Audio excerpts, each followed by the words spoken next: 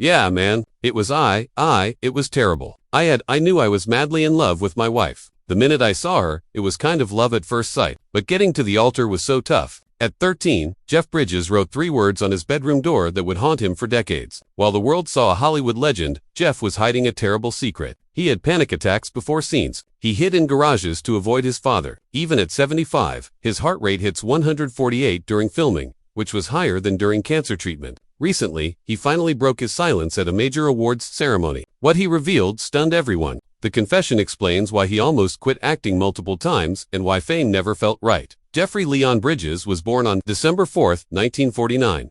His parents were actors, so instead of soft lullabies and baby blankets, Jeff's early days were surrounded by movie lights and set noise. When he was just 6 months old, his parents brought him to a film set. The movie was called The Company She Keeps, and it came out in January 1951. The director needed a real crying baby for one scene. So Jane Greer gave baby Jeff a tiny pinch, and he cried right on cue. The scene was perfect. On the studio record, his name wasn't even listed. He was just called Crying Baby. Later in life, Jeff joked that his first paycheck probably went straight to diapers and baby milk. But without knowing it, his Hollywood journey had already begun before he could say his first word. As he grew older, Jeff's dad, Lloyd Bridges, had mixed feelings about show business. He was famous, especially after a film called High Noon, but he didn't fully trust Hollywood. Around 1957 or 1958, he sat and his older brother Bo down and told them something surprising. He said most actors made less than $5,000 a year. He even had printed numbers to prove it. So, he told them to focus on school. No acting jobs unless their grades were higher than a B+. He even suggested they think about becoming engineers instead of actors. That rule stayed in the house for years, and it made Jeff think twice about fame. It planted a quiet fear that maybe acting wasn't stable enough. When Jeff was 13, something changed. He didn't want to be known just as Lloyd's son. So, in 1963, he took a marker and wrote, "Not an actor," on his bedroom door. He started painting at Brentwood Art Center and made his first $35 by selling a canvas on August 9, 1964. He also started a surf rock band called the Nozzles and played at small fairs in Santa Monica. His older brother, Bo, was learning acting scripts, but Jeff was learning guitar chords and brushstrokes. His high school art trophies from 1966 still sit in his studio today. For Jeff, this wasn't just a phase, it was a message. He didn't want to follow a path just because it was easy. He wanted to find something real on his own. But the 1960s in Los Angeles weren't just about art and music. There were parties and drugs. By age 16, Jeff was smoking marijuana before math class. In the summer of 1967, he was trying LSD at jam sessions up in Topanga Canyon. One night on September 3rd, police stopped him. They found a roach in his Volkswagen Beetle. He was a minor, so they called his dad instead of arresting him. But it scared the family. Dorothy Bridges, his mother, made him start weekly counseling. Lloyd personally drove him to 2 rehab meetings that October in Malibu. Jeff later said it felt like he was about to miss the off-ramp in life. It was the first big wake-up call. Lectures weren't working, so Lloyd tried something different. One morning in early 1968, over breakfast, he said something clever. He told Jeff that acting could be a way to do everything. Fly jets, play music, paint without needing to join the military or a band. Just one job, endless lives. That idea stuck with Jeff. It made acting sound like freedom, not a trap. Soon after, Jeff took a small acting role on his dad's show, Sea Hunt. He partly did it just to buy a new Stratocaster guitar. Lloyd's quiet trick had worked. Jeff was in, but the promise of acting as freedom stuck with him for life. Even so, he didn't rush into Hollywood. On May 12, 1967, at just 17, Jeff walked into a military office and signed up for the Coast Guard Reserve. The commitment lasted 8 years. It kept him out of the Vietnam War, but also slowed down his film career. He worked weekends cleaning rust-off buoys and pulling midnight shifts. He later said it was torture. Still, the schedule left him with enough time to act during breaks. That's when he filmed The Last Picture Show in 1971 and Thunderbolt and Lightfoot in 1974. Both got him Oscar nominations. He wore his uniform and chased awards at the same time. In 1975, he finally left the Coast Guard. Coincidentally, that was also the year America ended the draft. Back in 1967, Jeff had also taken a Greyhound bus to New York to study at Herbert Berghoff's studio. The school was known for tough acting lessons, but Jeff didn't care much for that. He was more excited by the music clubs and street art. He brought his panoramic camera and spent time taking photos in subways and talking with musicians and painters. He skipped rehearsals to sneak into open mic nights at Café Wa. He only stayed a few months before returning home, but even that short time gave him a line he could tell his parents whenever they asked if he was serious about acting. Even after earning an Oscar nomination, Jeff almost walked away. In 1972, he bought a Malibu beach place and rented a Venice studio. Not to work on movies, but to make music and paint ocean scenes. No record deal, no gallery goal. He just wanted space, a break. He told his dad he might skip the next few movies. Then suddenly, great roles started showing up. That break didn't last long. By 1973, his talk of quitting worried the whole family. They held a meeting in their home's living room. Dorothy, always the center of the family, pulled out a notebook where she tracked all of Jeff's auditions and jobs. Lloyd reminded Jeff how acting could use all of his talents at once. Dorothy added that everyone helped each other and they needed Jeff to keep rowing with them. A few days later, Jeff said yes to a role in The Iceman Cometh, a film he'd already tried to turn down. The director even visited his art studio to convince him. That small push brought him back to the spotlight. It was the summer of 1975 in Paradise Valley, Montana. Jeff Bridges was 25 and filming a strange little comedy called Rancho Deluxe. One afternoon, he looked up and saw a woman walking through the dining room at the Chico Hot Springs Hotel. She had 2 black eyes and a freshly set nose, but Jeff couldn't stop staring. He kept forgetting his lines. The crew joked about it every time he messed up a take. Between shots, he walked over and asked her to have dinner. She said no. Her name was Susan Jeston, an economics student working there to earn some money. She told him, "No, maybe I'll see you around. This is a tiny town." That moment stuck with him. 3 nights later, they danced together at the wrap party. It was awkward, but sweet. They didn't let go. The next morning, they went looking at ranches by the river. Jeff still carries a photo from that day in his wallet. He says it's like a time machine that takes him back to when he knew he'd found the one. In 1976, Paramount cast him in the King Kong remake as Jack Prescott. The budget was $24 million, which made it the most expensive movie ever made at the time. Over $8 million was spent on promotion. They promised huge bonuses if it made more than $60 million worldwide. No one believed it would, but opening weekend brought in $7,023,992 from 974 theaters. The biggest December opening in history. 10 days later, it had already made over $26 million. By the end, it hit about $90 million. That success came with a price. Jeff was locked into interviews, commercials, and contract talks for almost 2 years. He once joked that the giant monkey didn't just grab a girl. It grabbed his bank account and wouldn't let go. Then came 1977. Susan had been by his side through all the chaos. One day she looked at him and said, "I'm going to have children and put down roots either with you or without you."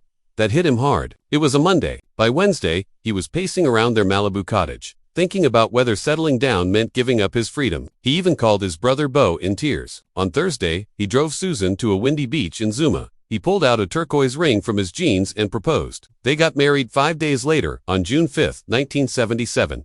It was a small wedding in a backyard with her Lutheran pastor. Jeff later said that her words saved him because without them, he might have kept drifting until everything fell apart. But he didn't drift. He remembered Paradise Valley and the way it made him feel. The morning after their first dance, he and Susan had toured an old farmhouse near the Yellowstone River. Jeff said a voice told him, "Don't let this place or this woman get away."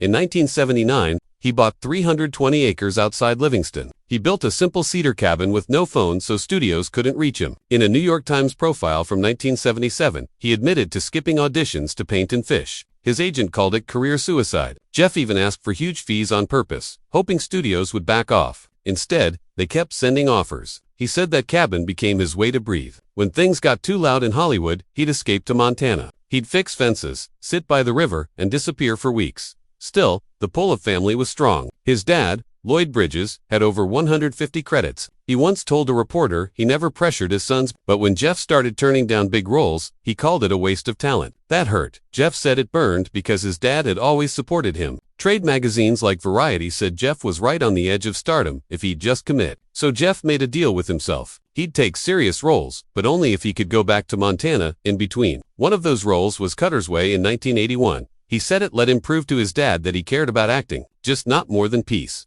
Then came Tron in 1981.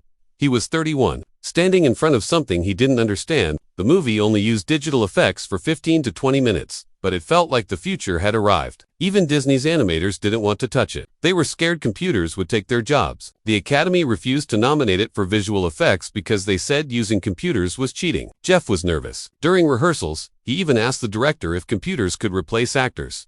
What you see in the movie, his tight, worried face, that wasn't acting. He was really scared. He later joked that Tron made him look over his shoulder every time he saw a computer screen. In 1984, things got deeper. For Starman, he had to play an alien learning to move like a human. He erased all his habits. No leaning, no slouching, no blinking without meaning to. He studied a dancer to get the movements right and spent 115 days slowly becoming more human on screen. Critics loved it. He got an Oscar nomination, but afterward, he didn't feel like himself. He booked therapy just to remember who he was. He went every week in Santa Monica for almost a year trying to find the real Jeff again. He shot Jagged Edge with Glenn Close. The film was steamy and everyone was talking about the beach house scene. The tabloids ran the pictures. Susan wasn't thrilled. After 10 years of seeing Jeff flirt on set, this one crossed a line. She told him, "One more part like that and I'm done." Friends said dinners got tense. People made jokes she didn't find funny. Jeff later said that movie almost broke the peace at home. That wasn't just movies testing their marriage. While filming Against All Odds in 1983 and 1984, Jeff was often alone on set in Mexico. Reporters started comparing him to Paul Newman and Robert Redford. The pressure got to him. In 2011, he finally admitted he was drinking heavily during that time. Tequila, hot, late nights. One magazine writer even saw him vomit during an interview. Jeff said it was the moment when drinking stopped being fun. It started controlling his schedule. Then came The Fabulous Baker. Boys, the movie was cast in early 1988. Jeff asked for time to learn jazz piano, hoping he could switch to live music if it all fell apart. He woke up at 5 a.m. for lessons. He copied Bill Evans. He even practiced miming 2 soundtracks. He worked hard, but on October 13, 1989, the movie came out and blew up. 2 Oscar nominations, great reviews, everyone loved it. Instead of giving him an exit, the film locked him even deeper into the Hollywood world. Jeff later laughed and said the piano was his escape plan, but it backfired one chord at a time. In the summer of 1990, Jeff Bridges found himself standing across from Robin Williams on the set of The Fisher King. Robin was on fire, improvising take after take, sometimes 20 in a row. Jeff never knew what was coming next. One night, in the middle of the Bowery, Robin launched into a wild 3-minute rant about medieval knights. Jeff froze. He couldn't find his cue. At 2:15 in the morning, he walked off set, found a payphone, and called his wife Susan. He told her he felt so shaken he might need therapy. Studio records later showed the insurance paid for one emergency session on July 27, 1990. In 60 years of acting, it was the only time Jeff ever charged therapy to a film. 8 years later, on March 6, 1998, The Big Lebowski hit theaters. It didn't make much money, not at first, but by 2002, midnight showings were packed. Fans shouted lines back at the screen. Jeff thought it was funny. Then things got weird. On April 20, 2005, a parody religion called Dudism was born. Within 10 years, it had over 600,000 self-declared priests. At an event in LA in 2007, people lined up asking Jeff to bless their white Russians. He later admitted the whole thing freaked him out. He said it was flattering, but some people acted like he actually lived in that bathrobe. After 2008, he stopped going to Lebowski Fest. He said strangers even tried to follow him into restrooms. They wanted wisdom. When the DVD came out in 1999, his daughters weren't impressed. Isabel was 18, Jessica was 16, Haley was 14. Suddenly, their friends had the Dude Abide stickers all over their lockers. At dinner on May 21, 1999, they gave Jeff a handwritten list. The title read, "Why It's Weird, You're Famous." They told him kids at school teased them about his swearing. They begged him to get a regular desk job like other dads. Jeff kept that note. Years later, in a 2014 interview, he showed it proudly. He said his toughest critics were always at home. In 2000, he tried something new. He helped produce The Contender, a political drama. He wanted more control over his own projects, but things didn't go as planned. DreamWorks bought the film and recut it. Gary Oldman and his producing partner were furious. They claimed a new version pushed a Democrat message. Headlines followed. The budget was $20 million. It only made $17.9 million. Jeff played the president, but spent most of the time dodging political fire. In interviews, he later said the stress nearly killed the fun of acting. He learned that producing a film about politics can burn you out fast. In 2009, Jeff almost passed on the role that would win him an Oscar. Crazy Heart told the story of a broken-down country singer named Bad Blake. Jeff said no at first. He was tired of playing damaged men. Director Scott Cooper begged him for weeks. Jeff only said yes after T-Bone Burnett joined the project. He agreed to do it, but only if he could sing his own songs. The film cost $7 million to make and brought in $39.5 million. It won 40 major awards. Jeff said just thinking about it gives him chills. That near miss still haunted him. One reluctant yes changed everything. At the 2010 Oscars, when he finally held that golden statue, something broke through. He thanked his late parents. His voice cracked. He called acting a groovy profession. The words didn't sound like a rehearsed speech. They felt real. Backstage, he joked that winning wouldn't erase the dude. Deep down, he knew it was true. To most people, that moment looked like joy. But for those who knew him, it sounded like relief. After 40 years, he was finally at peace with it all. Later that same year, the Coen brothers offered him the lead in True Grit. They wanted him to play Rooster Cogburn. Jeff said no, not once, but 3 times. He couldn't stop thinking about John Wayne. The role scared him. The Coens promised they weren't remaking the 1969 film. They were filming the book. That convinced him. After filming, he admitted something that surprised everyone. He said turning them down had been one of the biggest mistakes of his life. The film earned 10 Oscar nominations. Critics loved his darker version of Rooster. It proved that even legends can doubt themselves. But sometimes facing a shadow leads to something unforgettable. In 1994, Jeff had a dream. He wanted to make a movie called The Giver, and he wanted his dad, Lloyd Bridges, to play the lead. That's why he bought the rights that year. But studios didn't believe in him. They said teenagers wouldn't want to watch a film where the main character was a 60-year-old man. Jeff didn't give up. By the time Harvey Weinstein finally agreed to fund it in 2013, Jeff himself had aged into the role meant for his father. He smiled and said, waiting gave him the right number of wrinkles.